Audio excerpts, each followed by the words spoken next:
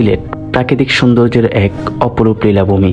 এই সৌন্দর্য আর নতুন রঙের আলপনা যে কোনো ভ্রমণ পিপাসু মানুষকে সিলেট স্বাগত জানাতে প্রস্তুত। পথে হচ্ছে এই চা বাগানটা পড়ে, আর এটার ভিউটা আমি এভাবে আপনাদেরকে দেখে বুঝাতে পারবো না।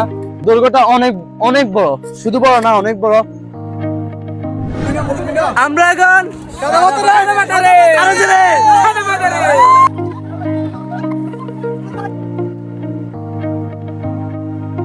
মাত্র 1200 টাকায় একদিনে ঘুরে দেখব সিলেটের কিছু পর্যটন স্পট, সাথে থাকবে সম্পূর্ণ একটি ভ্রমণ গাইডলাইন। চলুন শুরু করা যাক আজকের ব্লগ।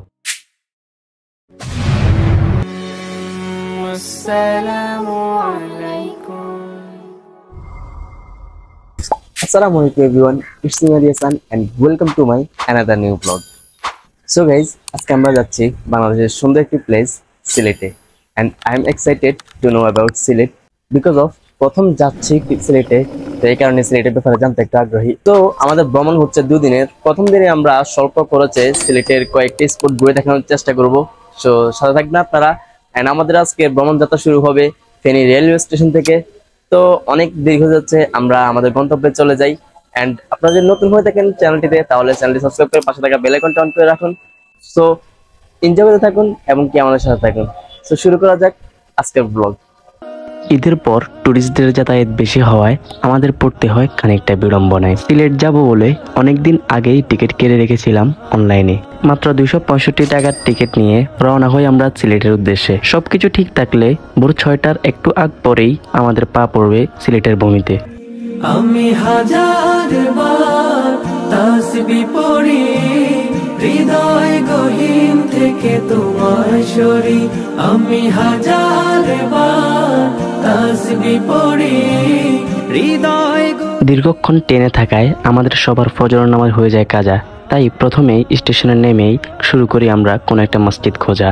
না পেয়ে আমরা 150 টাকা দিয়ে সিএনজি রিজার্ভ করে চলে যাই হযরত শাহজালাল রহমতুল্লাহি আলাইহির মাজারে। স্টেশনে নেমেই সিএনজি করে প্রথমে আমাদের গন্তব্য হয় শাহজালাল রহমতুল্লাহি আলাইহির মাজার। আর আমরা সবাই মনস্থির করি সেখানে গিয়েই ফজরের নামাজটা আদায় করার। ভোর সকালে অচেনা রাস্তার মায়াবী রূপ দেখে প্রেমে পড়ে যাই আমি সিলেটের মায়ায়। সে মায়া ভরা গ্রহ রবি, সৃজনে তার পায়ে লুটে পড়ি। আমি হাজারবার তাসবিহ পড়ি, হৃদয় গহীন। এখানে এসেই প্রথমে দেখতে পাই কিছু অসহায় মানুষদের, যারা হয়তো এখানে রয়েছে কিছু একটার অপেক্ষায়।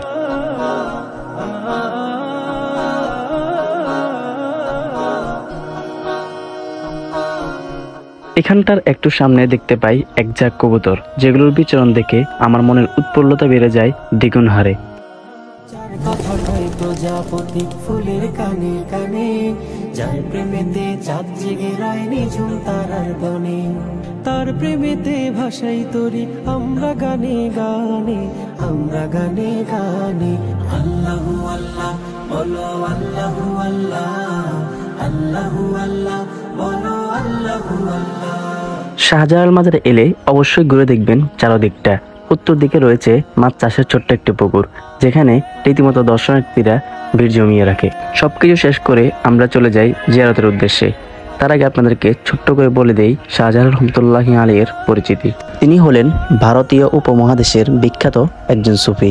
তার পুরো নাম শেখ শাহজালাল। 703 হিজরি মোতাবেক 1303 খ্রিস্টীয় সালে 32 বছর বয়সে ইসলাম ধর্ম প্রচারের লক্ষ্যে বাংলাদেশের সিলেট অঞ্চলে এসেছিলেন বলে ধারণা করা হয়। সিলেটে তার মাধ্যমেই ইসলামের বহুল প্রচার ঘটে। তবে আমরা এখানে এসে একটু বেশি হতাশ হই পর্যটকদের শিরকি মতাদর্শ দেখে।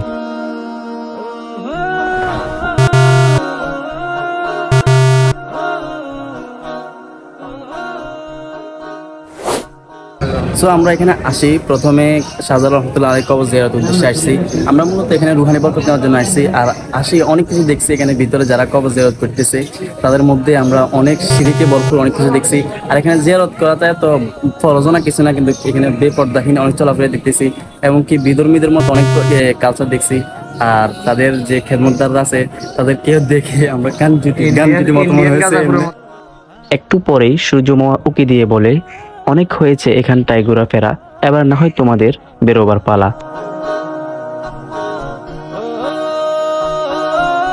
বেরিয়ে আমরা প্রথমেই সকালের নাস্তা সেরে নেই 50 টাকায়, যেখানে থাকে খিচুড়ি আর চা। এরপরই আমাদের কাঙ্ক্ষিত গন্তব্যে পৌঁছতে আমরা লেগুনা ভাড়া করি 2200 টাকায়। আমাদের টিম মেম্বার 7 জন হওয়ায় আমাদের জনপ্রতি ভাড়া পড়ে 315 টাকা করে। আপনারা এলে অবশ্যই ড্রাইভারদের সাথে কথা বলে 2000 থেকে 2500 টাকার মধ্যেই দেওয়ার ট্রাই করবেন। লেগুনা করে আমাদের দ্বিতীয় গন্তব্য হয় মালিনীছড়া চা বাগান, যেখানে ঢুকতে আমাদের জনপ্রতি 20 টাকা করে চার্জ দিতে হয়। লেগুনা থেকে নেমে বাগানের রাস্তা দিয়ে যাওয়ার পথে ভাবছিলাম, পৃথিবীর এত সুন্দর যে মালিনীছড়া চা বাগান না দেখলে বোঝাই যাবে না।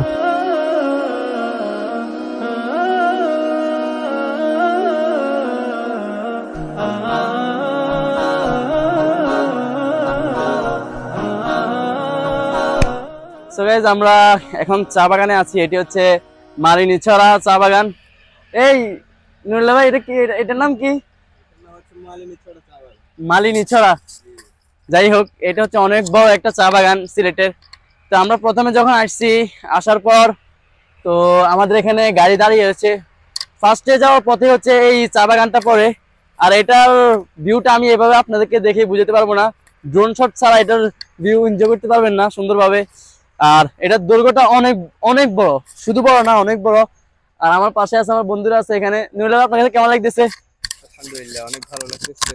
অনেক ভালো লাগতেছে। অনেক সুন্দর একটা জায়গায় এসেছি, মালিনীছড়া চা বাগান। অনেক সুন্দর লাগতেছে না? এই দোস্ত, আমার আরেক দোস্ত এখানে ব্লগার হয়ে গেছে, মাশাআল্লাহ, অনেক ব্লগার হয়ে গেছে। দেখি তার অনুভূতিটা আমরা একটু দেখি, তার কাছে কেমন লাগতেছে। হ্যালো, এই ভাইয়া, আপনার কেমন লাগতেছে একটু যদি বলতেন। আসলে ভাই, আমার অনেক ভালো লাগতেছে। আজকে অনেক দিনের, একটু জোরে বলেন না, কি নাস্তা করেন নাই? মাত্র আপনাকে নাস্তা করিয়ে আনলাম। না ভাই, আমার আসলে অনেক ভালোই লাগতেছে। আজকে অনেকদিন পর আমার মনে একটা বড়ই আশা ছিল যে আমি চা বাগানে আসবো। সবার একটা আশা থাকে যে সিলেট চা বাগানে আসবে, কারণ হচ্ছে সিলেটের নাম এতদিন শুধু আমরা ইয়েতে শুনতাম, মোবাইলে শুনতাম, আসার কোনো সুযোগ হতো না। আজকে আসলাম। সো আমরা আস্তে আস্তে সামনের দিকে যাই। মালিনীছড়া চা বাগান বাংলাদেশ তথা উপমহাদেশের বৃহত্তম এবং সর্বপ্রথম প্রতিষ্ঠিত চা বাগান। 1854 সালে লর্ড হার্সন 1500 একর জায়গার উপর এটি প্রতিষ্ঠা করেন। এই চা বাগানটি সিলেট আন্তর্জাতিক বিমানবন্দর থেকে স্বল্প দূরে অবস্থিত।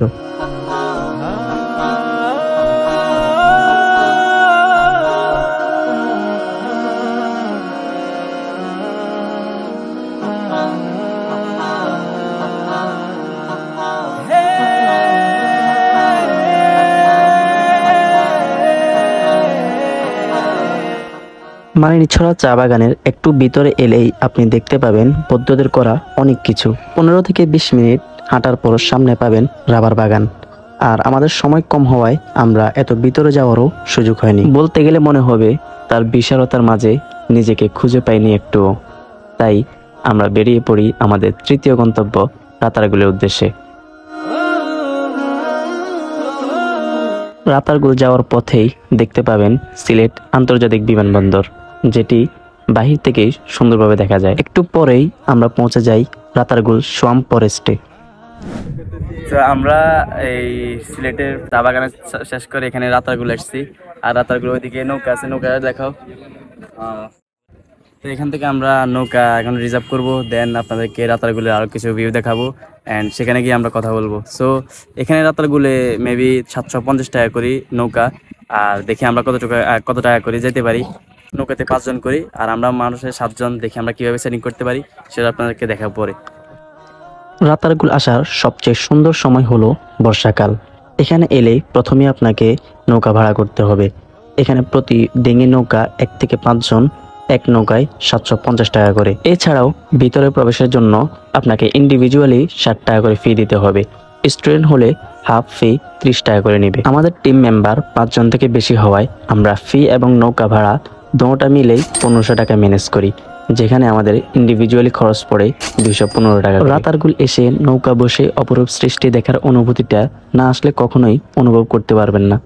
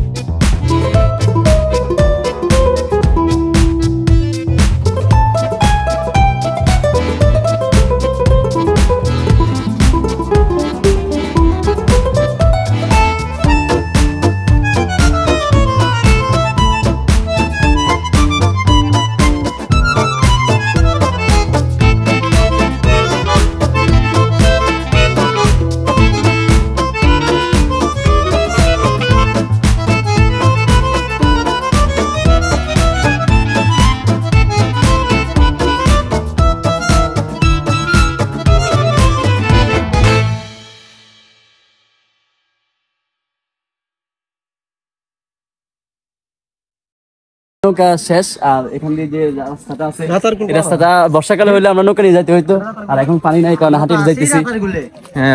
আর আমার মনে চার্জ নাই, যতটুকু যাইতে পারি ততটুকু দেখাতে পারবো। এভরিওয়ান, বর্ষাহীন মৌসুমেও রাতারগুলের ভিতরের জায়গাগুলো অসম্ভব সুন্দর। পুরোটাই যেন প্রকৃতির মেলা। প্রকৃতির আসল সৌন্দর্য দেখতে হলে অবশ্যই আপনাকে প্রকৃতির সাথে মিশে যেতে হবে। এখানে সুন্দর জায়গাগুলো স্মৃতিতে ধরে রাখার জন্য ভিতরে পেয়ে যাবেন অনেক ক্যামেরাম্যান। আমরা এখানে অনেকক্ষণ ঘোরাফেরা করার পর রওনা হই আমাদের আজকের শেষ গন্তব্য ভোলাগঞ্জ সাদা পাথর। ভোলাগঞ্জ সাদা পাথর বাংলাদেশের সিলেট জেলার কোম্পানীগঞ্জ উপজেলার ভোলাগঞ্জ গ্রামে অবস্থিত। সিলেট শহর থেকে এর দূরত্ব প্রায় 33 কিলোমিটার।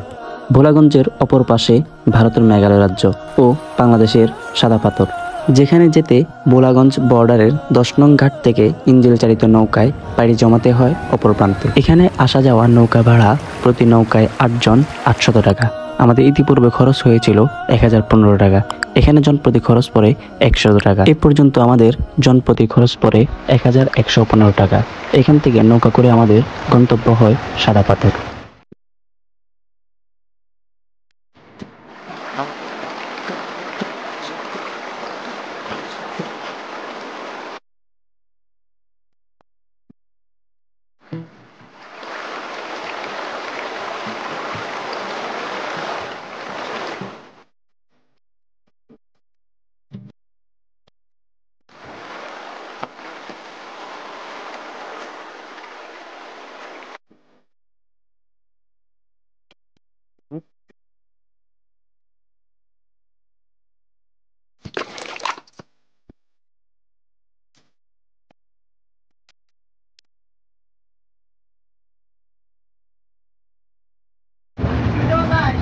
দেখতে দেখতে একটু পরে আমরা পৌঁছে যাই সাদা পাথরে।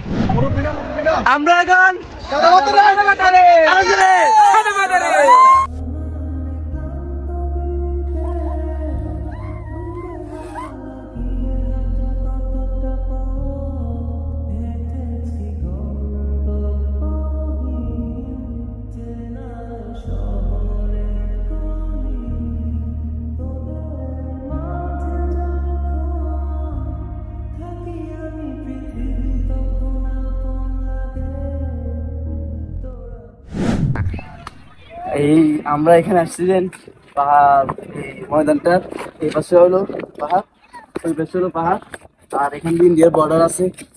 পাথরগুলো অনেক শক্ত, আর পুরোটা ময়দান হচ্ছে পাথরে ভরপুর।